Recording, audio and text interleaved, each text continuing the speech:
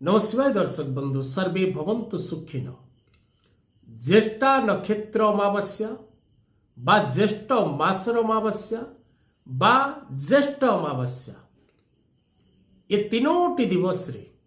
जेकोसी गोटे दिवस चयन कले ए कार्यटी करवा उचित। तेणु कार्य करने ज्येष्ठा नक्षत्र अमावास्या ज्येष्ठ अमावास्या बा ज्येष्ठ मासर अमावास्या ए तीनोटी दिवस रे रात्र समय रे जदि कौनसी सधवा स्त्री लोक विशेषकर पालधुआ गछर चेर संग्रह करी आनी निज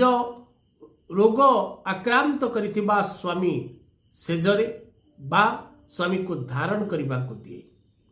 तंबा डेउरिया रे भर्ती करी तेबे ता स्वामी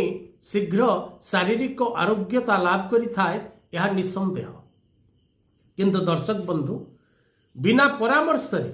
एक क्रिया कदापि करिवेनी एवं परामर्श नहीं एक क्रिया करने को चेष्टा करिवे एवं विशेष करी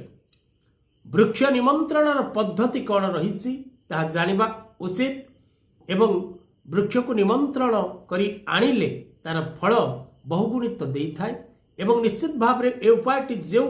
सधवा स्त्री लोक करिवे निश्चित भाव रे तांकर रोगाग्रस्त स्वामी शारीरिक सुस्थता